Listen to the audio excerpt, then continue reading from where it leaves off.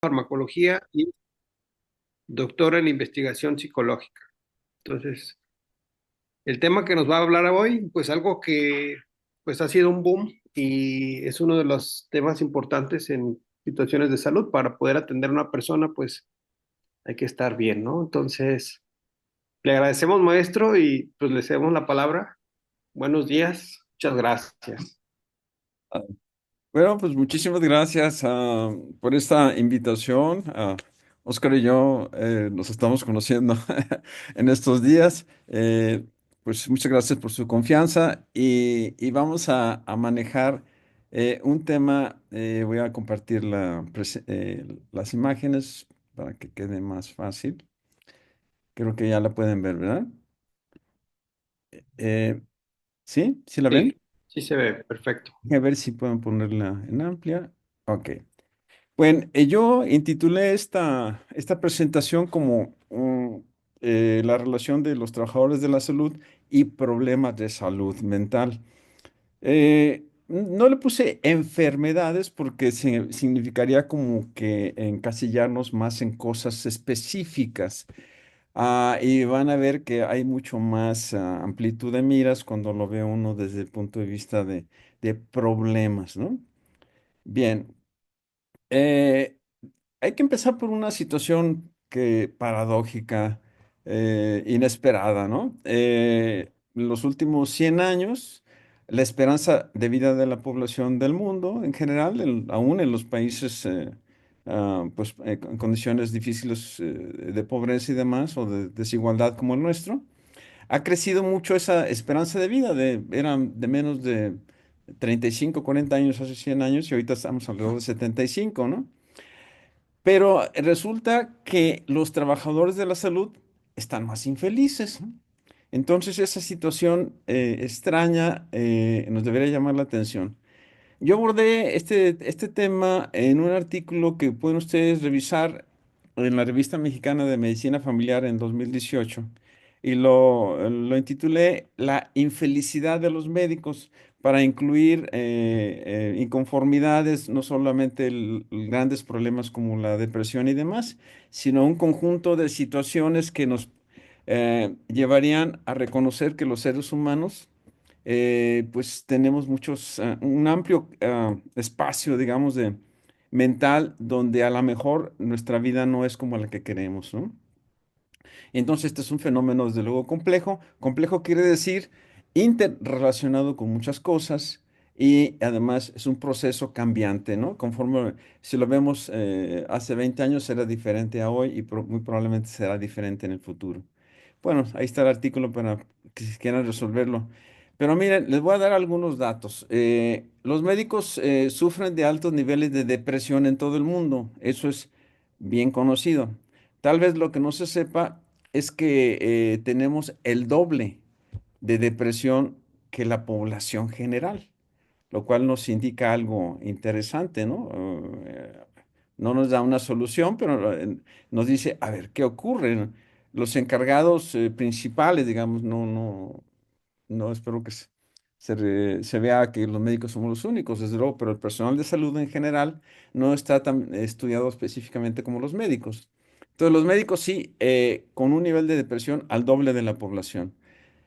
Muchos se sienten frustrados, infelices y también llegan al punto de tener ideas suicidas, pero no nomás eso.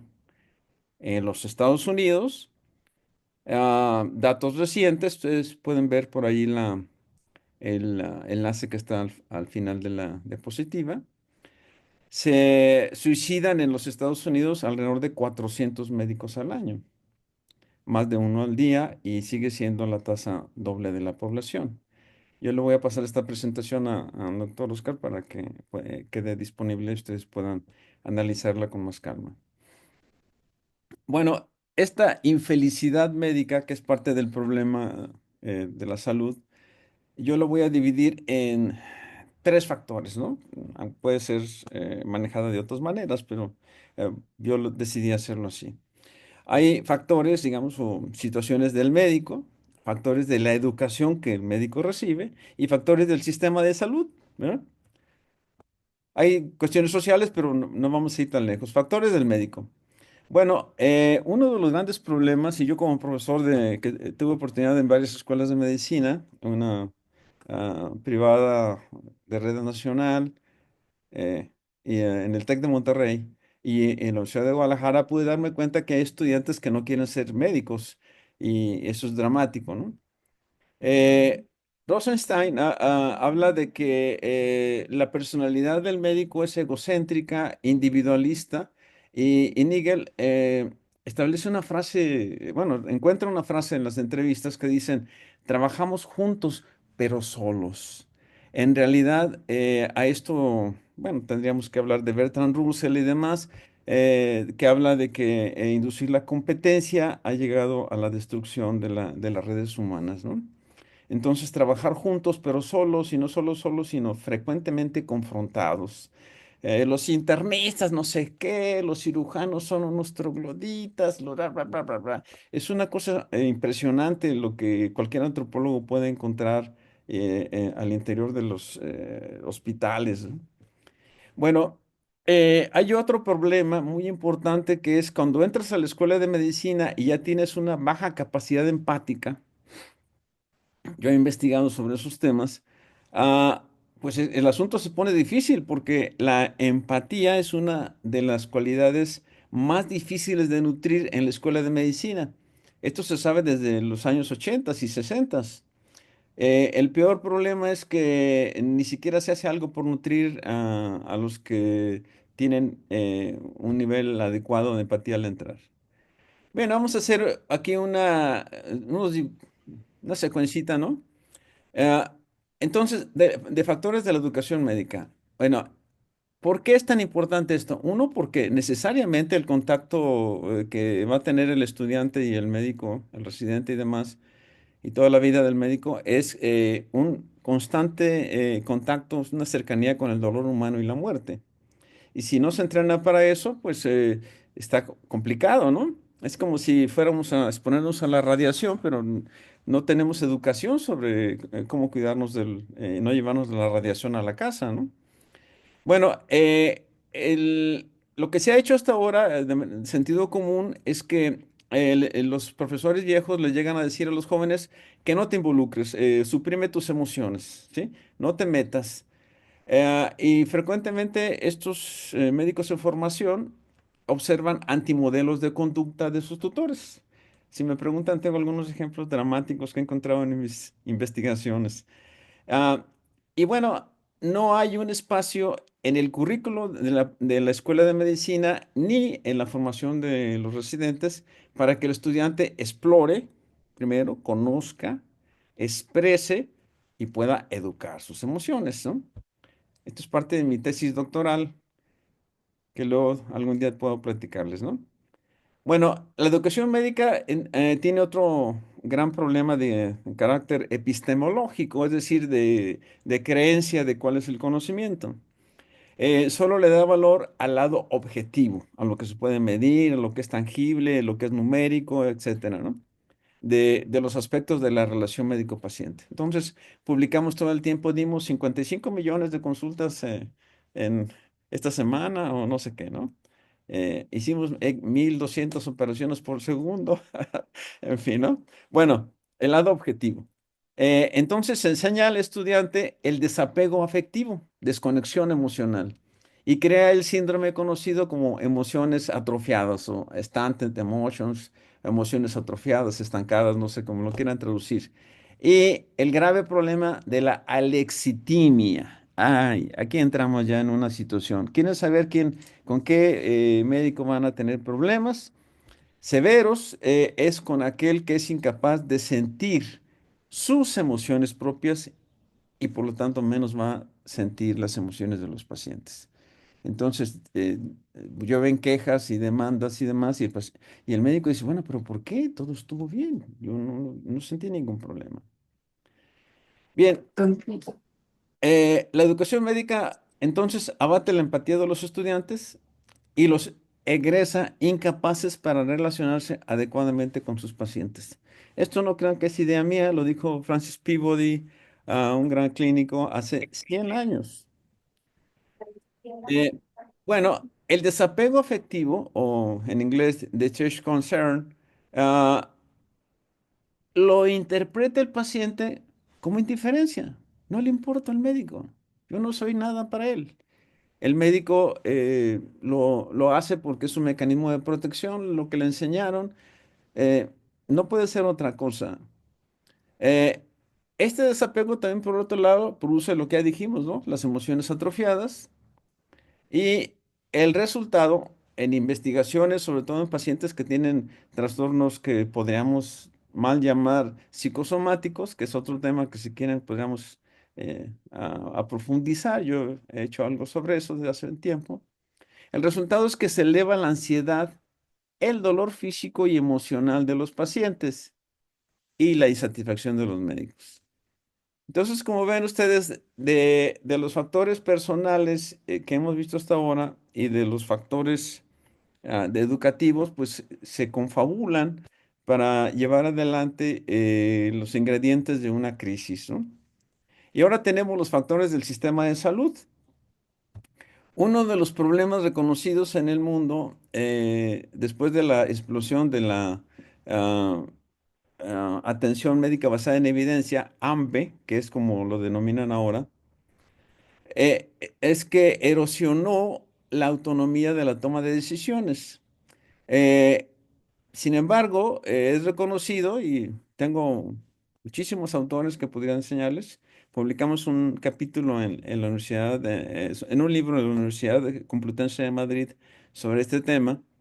eh, em, Cuando el criterio médico es dejado fuera en las decisiones y se le quiere imponer una guía de práctica clínica centrada en la enfermedad, que no explica los detalles de un paciente específico, pues ocurre una crisis. El médico se siente muy mal, porque el criterio médico es fundamental para determinar qué conocimiento empírico aplica a cada caso particular. Hay una enorme historia de estos autores que podría platicarles si me lo preguntan. La otra terrible situación es que pues, los últimos 40 años del neoliberalismo, que es real, yo lo sufrí, hubo una escasez de recursos impresionables, ¿sí? Pero además de los recursos económicos, el médico tiene una escasez de recursos para relacionarse con las otras personas importantísimas en la atención del paciente. Entonces entra en conflicto frecuentemente con las enfermeras y otros personales. Y esto es uno de los grandes problemas que habrá que prevenir lo más pronto posible en un hospital, porque de otra manera se crea un mecanismos incontrolables. Pero también hay factores protectores. Por ejemplo, el punto uno, ser médico o enfermera por vocación de vida. Realmente, es decir, es que esto es lo que yo quiero hacer, no lo que me obligaron a hacer, lo que yo quiero, lo que yo quería. El otro enorme punto es el agradecimiento sincero de los pacientes. Es una reconstrucción impresionante lo que se logra. Vasari, por ejemplo, cité aquí solamente alguno, pero hay muchos testimonios de cómo el agradecimiento sincero de los pacientes reconstruye enormemente eh, emocionalmente al médico, a la enfermera también. Incluso cuando alguien décadas después le dice, usted atendió a mi mamá hace muchos años y por eso vinimos con usted, o etcétera, ¿no? Vimos que era una persona muy confiable, afectuosa. Bien, el tercer punto es algo que debe estar debería estar en la esencia de un médico, de todo profesional de la salud que le hayan enseñado desde niño que la satisfacción de haber hecho su mejor esfuerzo es lo único que puede hacer un ser humano. No hay cosas, no se le puede pedir a nadie algo imposible. Entonces, enseñarle a que tú haz tu mejor esfuerzo, hazlo de buena voluntad y de lo demás no tienes control y solo el mundo, el destino lo dirá. Y bueno, hay una importante línea de investigación que los médicos, en el caso de los médicos familiares, yo no podría hablar de otras áreas, las guías de práctica clínica se manejan más bien como este concepto anglosajón de inglés, de hecho, fue en la Gran Bretaña donde se creó, que se diría como líneas mentales, mind lines. Gabay y su grupo vieron cómo utilizaban las nuevas guías que les llegaban a dos de las mejores clínicas de medicina familiar, bien reconocidas por su eficacia en la Inglaterra. También podríamos platicar si preguntan. Y bueno, gentes que han estado estudiando este fenómeno dicen y nos quieren recordar, como Miles en 2013, que la medicina es un servicio no mercantil.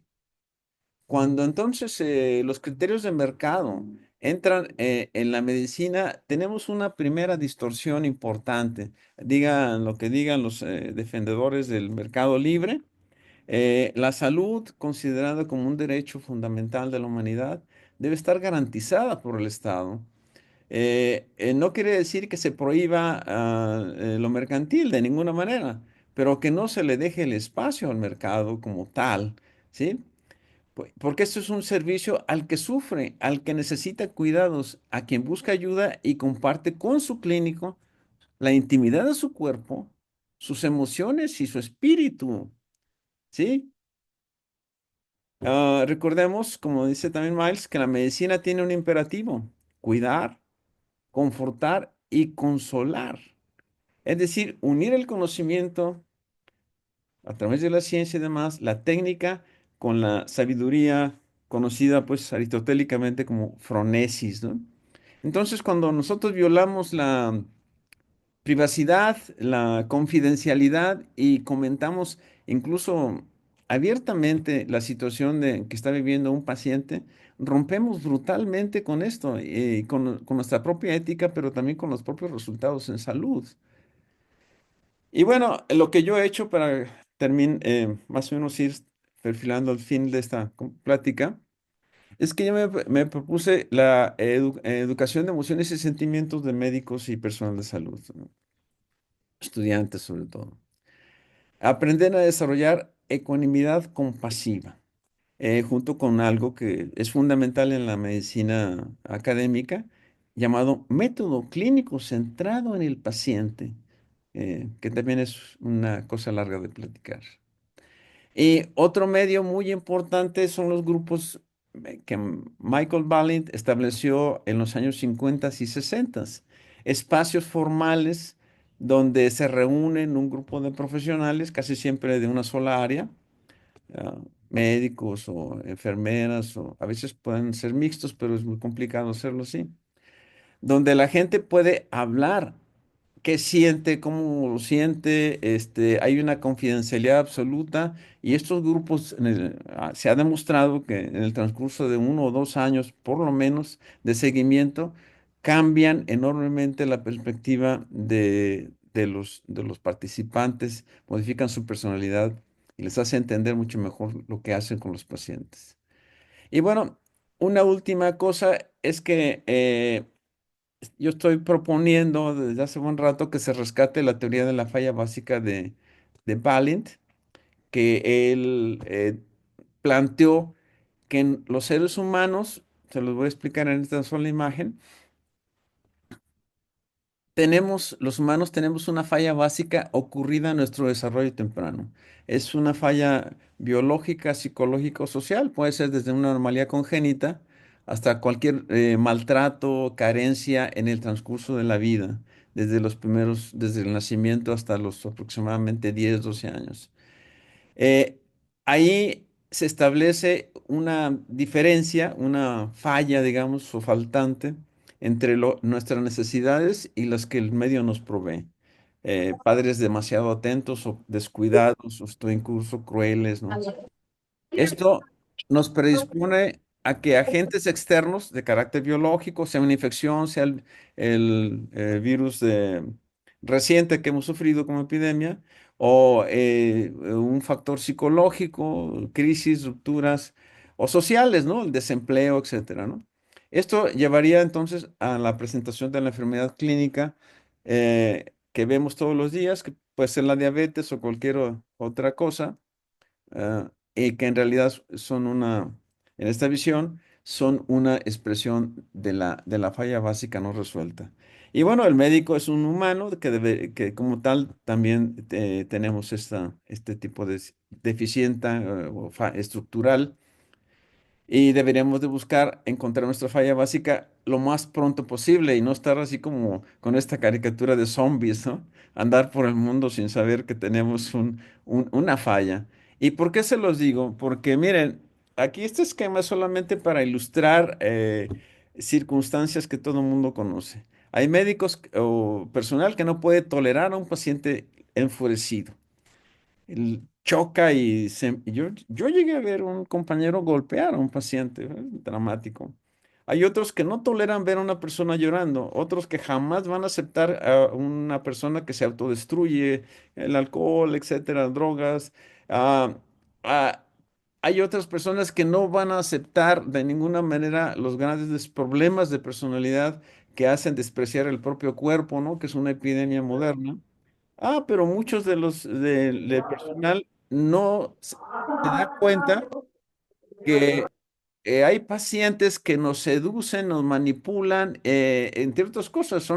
Entonces, todo esto está dentro de la estructura de nuestra falla básica. Entonces, por eso hay médicos que no quieren ver unos pacientes de un tipo, que no quieren ver niños o que quieren ver puros niños, etcétera, etcétera, ¿no?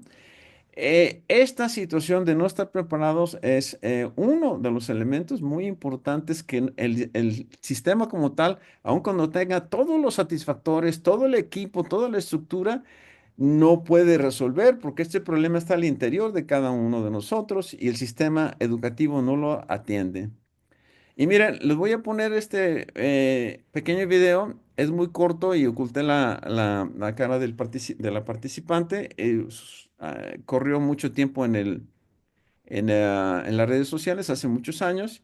Quiero que vean lo que puede ocurrir cuando nosotros no somos conscientes de lo que está ocurriendo en el interior de nosotros. Ahí va, a ver si lo podemos ver. No sabe qué tiene su hijo. Se cayó. No sabe qué tiene. No me dijeron qué tiene.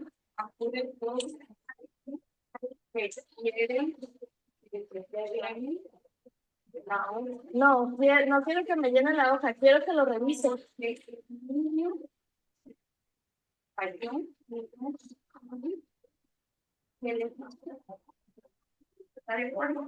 No, no estoy de acuerdo. ¿Qué quiere que le ponga la hoja? Que vengo a que me lo revise, no a que me llene la hoja. Pues de qué se cayó, doctora. ¿Pero de qué le pasó? Pues se cayó. ¿Qué le pasó? ¿Qué le golpeó? No sabe qué tiene su hijo. Se cayó. Bueno, terminamos. Esta es el cuadro famoso de Aimé Morot del siglo XIX, donde se trata de ilustrar al buen samaritano, ¿no? Desde luego es una expresión específica, hay muchas maneras de ilustrar al buen samaritano del mensaje que ustedes conocen, ¿no? Ah, el ser que ayuda a otro de manera compasiva, lo ayuda mientras puede y continúa su camino, ¿no? No simplemente se queda para rehacerle toda su existencia, ¿no? Lo ayuda en un momento de su vida. Bueno, a manera de conclusión puedo decir que nuestra formación ha sido solamente técnica, me refiero a los médicos. Somos grandes técnicos cada vez más. Aliviar el sufrimiento del otro es algo extremadamente demandante. La indiferencia o el involucramiento afectivo sin autoconocimiento afecta la salud mental, física y espiritual, incluso de ambos. Como les dije, podemos vernos involucrados en relaciones afectivas, incluso sexuales con los pacientes, lo cual es una torcedura severa de la relación médico-paciente que lleva consecuencias muy serias. Hay muchos ejemplos también que no se publican porque así somos los médicos, no soltamos nuestra realidad. Y los procesos de autoconocimiento y formación de personalidad terapéutica, pues podrían enseñarse. Y voy a dejar de compartir y voy a escuchar las preguntas y comentarios que ustedes quieran hacer con todo gusto. Listo. Muchas gracias, maestro. Pues primero que nada, felicitarlo por su excelente ponencia, contenido muy interesante, que si a veces procrastinamos en atender nuestra salud mental es peor. Y en un sistema desde pregrado que va encaminado a ser objetivos y que el meter conceptos afectivos va a alterar nuestra percepción y nuestra meta y objetividad, pues desde pregrado viene arrastrando todo esto y aparte llegamos al área de operatividad en la cual pues tenemos un sistema de salud que a veces no proporciona las herramientas, pues chocamos ahí con todo esto, ¿no? No sé si existe algún comentario, pregunta al maestro. Adelante, está abierto el foro.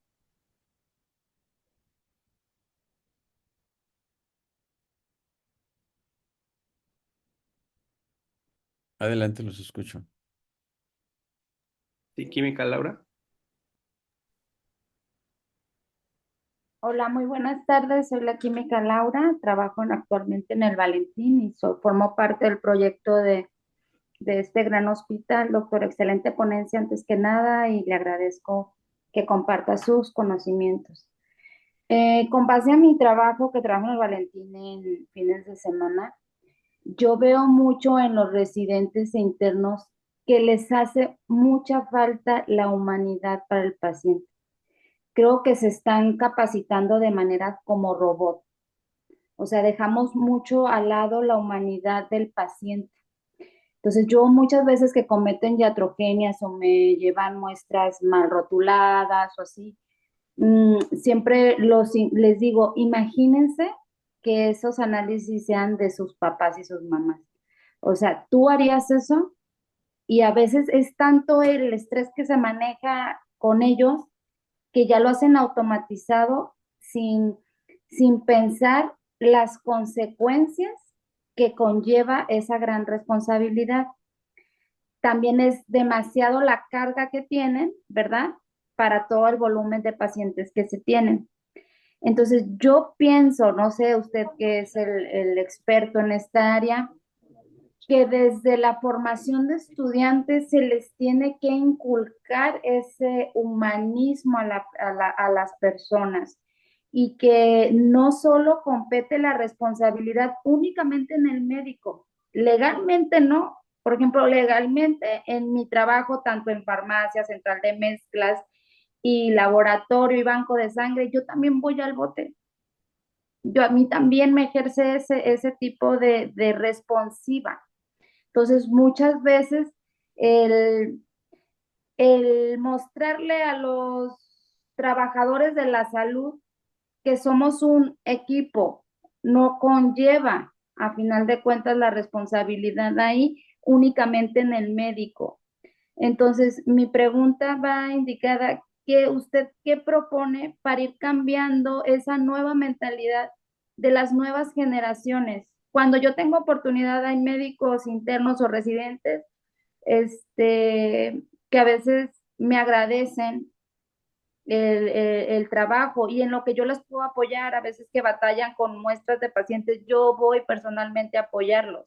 Yo les tomo las muestras, yo voy, porque es tanta su estrés laboral de sacar el trabajo. O sea, no tienen a veces el médico general, sobre todo, no tiene a veces el interno, no tiene a veces la capacidad de decir o de decidir porque me va a regañar o me va a tratar mal mi médico adscrito o me trata mal mi médico residente, ¿sí? Entonces, yo digo que, bueno, desde mi punto de vista, de que también he dado clases a nivel preparatoria y eso, yo veo mucho en estos jóvenes y eso es algo que se está perdiendo conforme van avanzando las generaciones.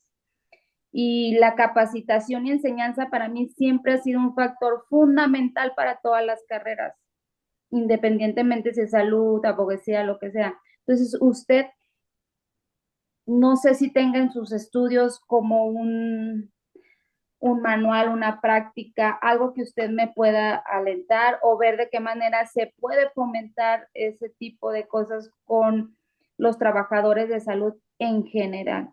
Es cuanto, doctor, y muchas felicidades por su exposición. Gracias. Muchas gracias, Laura.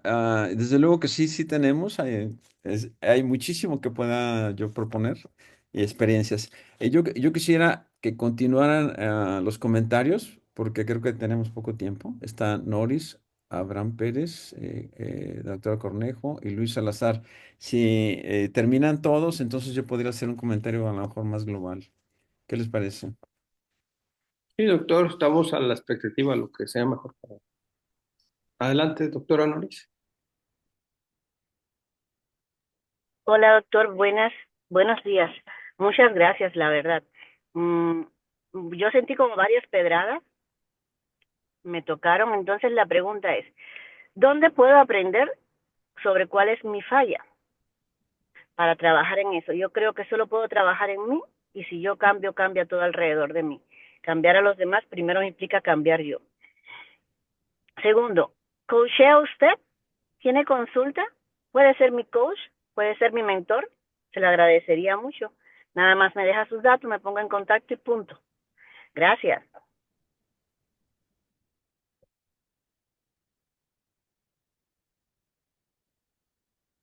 Adelante si gustan.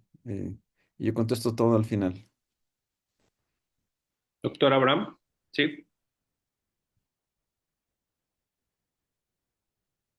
Hola, muy buen día. Doctor, muchas gracias por su información.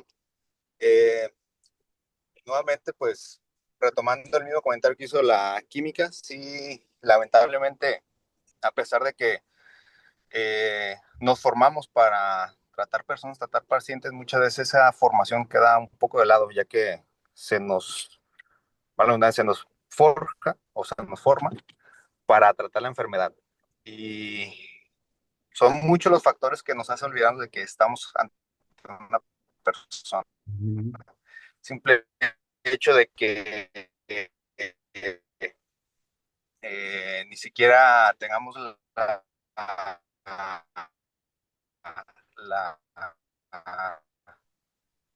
la decencia de presentarnos con el paciente,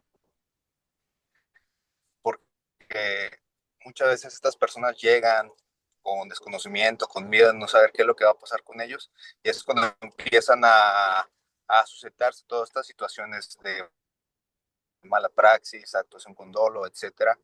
Y a pesar de que muchas veces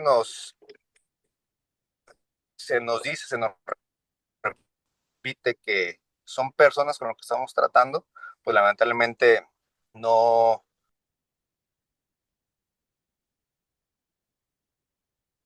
Se nos perdió ya. Aquí se corta un poquito, doctor. Si gusta escribirlo y lo leemos. Sí, si quieren continuar. Doctora Verónica. Sí, muchas gracias. Soy la doctora Verónica, soy asistente de la dirección. Principalmente el motivo de mi comentario es para extenderle una felicitación. Se nota aquí su vocación, entre otras cosas, a la docencia y su gran conocimiento y manejo en el tema. Gracias, y yo al igual que mi querida doctora Noris, ya no lo voy a dejar, ya no va a tener presentes en su vida. Muchas gracias, porque hay un punto muy resumido de esto. Para nosotros estar bien, no, perdón, primero tenemos que estar bien nosotros para hacer el bien a nuestro alrededor en todos los campos, en nuestro trabajo, en nuestro hogar, en nuestra comunidad, en nuestro gran proyecto que es el hospital. Muchas gracias. Es todo. Gracias. Gracias, doctora. Doctor Luis Salazar. Hola, ¿qué tal? Buenos días. Soy el doctor Luis Salazar, médico radiooncólogo. Y igual, doctor Ismael Ramírez, excelente presentación. Muchas gracias por su conocimiento transferido. Este, sí, también el comentario va en relación a qué estrategias puede recomendar para también poder tener una mejor relación entre los médicos en formación, y obviamente cuál sería también su opinión con respecto a, perdón, a esto que estamos actualmente viviendo, en donde hemos pasado hace algunos años a estar un poco más, haciendo más observaciones, pues, a los médicos en formación y que en la actualidad, pues, sinceramente, cada vez es menos debido a que, pues, hay muy poca tolerancia, pues, o son muy susceptibles a malinterpretar a veces comentarios y creo que nos estamos yendo al extremo de, pues, dejarlos sin hacer observaciones y no sé cuál sería su opinión en un futuro que o lo que actualmente ya tenemos de médicos con muy poca sensibilidad pues a los padecimientos de nuestros pacientes. Ese es el comentario. Ah, muy bien, creo que era la última. Miren, eh, si uno no se compromete, pues en realidad pues, es falso muchas cosas, ¿no? Ah, este, pues yo ya me estoy jubilado, etcétera, pero jamás me voy a jubilar de la vida, bueno, el día que me muera. Pero mientras tanto, digo, ah, hay que hacer algo, porque la medicina nació para servir al otro y en los últimos 100 años esto se ha perdido. Eh, no es casualidad. Entonces voy a tratar de resumir como qué podemos hacer. Primero, no es cuestión de conferenciar un día o leer un libro de autoayuda de las que hay miles. No, hay que reconstruir esto. Puedo decirles que hay muchísima base neurocientífica, filosófica, de que cuando nosotros somos capaces de educar las emociones y sentimientos, la ética, la actitud ética se reconstruye. O sea, la gente que pierde su capacidad emocional, voy a cerrar aquí porque hay algo de ruido en la calle. Eh, Cuando perdemos nuestra capacidad de autoconocimiento, entonces no hay cursos de ética que nos puedan resolver los problemas. Cuando nosotros somos capaces de sentir empatía y compasión por las personas y una compasión ecuánime, le llamo, las decisiones se convierten en automático, no digo en automático, pero muy cercanamente en éticas, en cosas que pueden decir, lo hice por esto y aquello. Entonces, ¿qué propondría? Hagamos un estudio formal, científico. Ustedes que van a empezar en este hospital, creemos grupos como los tipos Valent, donde podamos, pero yo no me voy a dedicar a investigar. Yo podría dirigir esos grupos en sus fases iniciales y que otros los investiguen, investigadores formales, que investiguen de manera cualitativa, cuantitativa, cómo les va a estos trabajadores en este proceso ahorita que empieza el hospital, cómo están ellos dentro de 2 años, comparados con incluso otros hospitales, ¿sí? ¿Qué ha pasado con ellos? Ah, aunque estoy lejos, estoy en el extremo norte de la ciudad y ustedes están en la zona sur, me puedo comprometer sinceramente a un tipo de emprendimiento científico formal en el cual yo sea solamente un profesor. En mi doctorado pasé por una circunstancia dificilísima porque era el investigador y, de un proceso que duró 3 años con residentes de medicina familiar. Desarrollamos un método eh, y le llamamos método Rabijal, que son los apellidos de mis padres, ¿no? La tesis está en el ITESO, en el portal del ITESO está disponible. ¿Cómo enseñar la compasión ecuánime?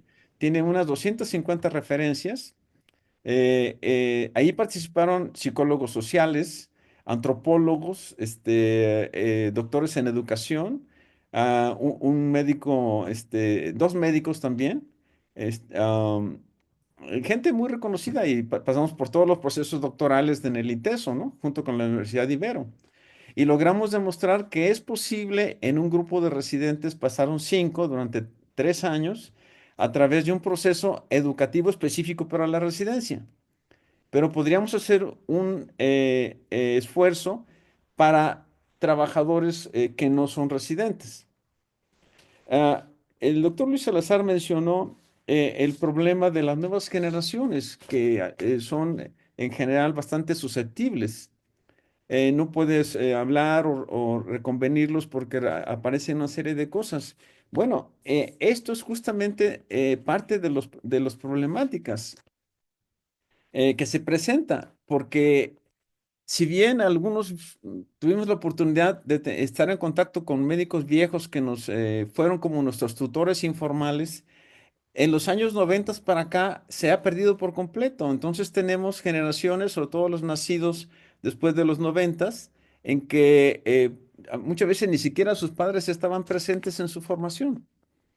Entonces resulta muy difícil hablar con ellos. ¿Qué tenemos que hacer? Bueno, estudiar también el fenómeno, ¿sí? Entonces, la propuesta sería, eh, bueno, hagamos un esfuerzo, ¿no? Y digamos entonces a otros, mira, hicimos este esfuerzo durante 2 o 3 años y esto fue lo que resultó. Puedes ver grabaciones, desde luego, de audio y otras cosas, ¿no? Tendríamos que reunirnos para platicar cuáles serían las condiciones éticas y demás de un proceso de este tipo. Ah, yo no doy ya consulta personal, no hago coacheo, porque a mí eso me limita ya en mis actividades. Yo tengo una columna semanal en el Quiero TV, aquí en la televisión comercial, donde estoy tocando todos estos temas. Mi columna se denomina La medicina cuestionada. Eh, la vez pasada hablamos de la charlatanería, por ejemplo, en relación con, perdón, hablamos del Reiki, esas cosas, ¿no? Y vamos a hablar sobre charlatanería, hablamos sobre cómo el informe Flexner dejó sin formación de medicina general. También hablé hace un momento con Omar de que lo que hemos entendido como medicina familiar en México es una triste deformación de la verdadera medicina general que renació en los 60s y 70s con Bailey y McWhinney, en donde nosotros no distinguimos entre la separación entre la mente y el cuerpo, somos una unidad. Cuando nos enfermamos mentalmente, tarde o temprano va a llegar la enfermedad física. Para nosotros la enfermedad crónica empieza en los primeros años de vida, sea obesidad, diabetes u otras cosas. Para nosotros el sistema inmune, digo, la epigenética lo dice con todísima franqueza, es el camino, el lugar común por el cual nos empezamos a enfermar severamente, ¿no? Sea de asma bronquial, sea de lupus eritematoso sistémico, etcétera. Bueno, vamos a hacer un congreso en Jalisco en septiembre, donde precisamente nuestro tema central es salutogénesis, ese concepto de este hombre Antonovsky, que dice, bueno, ya basta de estar hablando sobre la enfermedad, ¿cómo generamos salud? ¿Cómo propiciamos la salud? Los sistemas de atención en realidad son de la enfermedad y ya están agobiados porque el sistema está enfermándonos mucho. Entonces, en resumidas cuentas, pues yo lo que puedo decir es que yo me comprometo. Podemos darnos unas vueltas a Tlajomulco cuando empiecen, podemos hacer cursos o contactos en línea en un proyecto, ¿no? Si nos ponemos de acuerdo con los que vayan a hacer la investigación en el hospital, y yo creo que podríamos decir, bueno, nos equivocamos, nos falló esto, no sirvió de nada, o al contrario, ¿no? Es decir, aquí está, no nos cuesta, o vamos a esperar hasta que venga alguien desde Harvard a hacer lo que nosotros sabemos hacer, ¿sí? Eso es todo. Adelante, Oscar, yo ya terminé.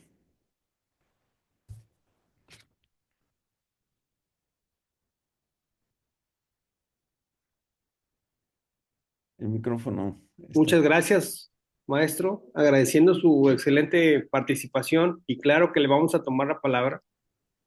Enseñanza, pues está a la orden, que es el área en que me tocó a mí, y aprovechamos tu experiencia para, pues, para poder guiarnos y pues para poder trabajar también en nosotros, ¿no? De parte del instituto, un reconocimiento que se le hará llegar a la brevedad por su participación en estos cursos y pues espero nos volvamos a coincidir y hay muchos temas que discutir de su área. Muchas gracias, maestro, por su excelente ponencia. Pues déjame nomás agradecerle al doctor Alan Ulises y al doctor Alberto Briceño, que han sido pues muy abiertos conmigo y mi corazón con ellos. Gracias. Pues hasta la próxima. Muchas gracias a todos Nos vemos. y bonito día. Gracias, excelente día a todos.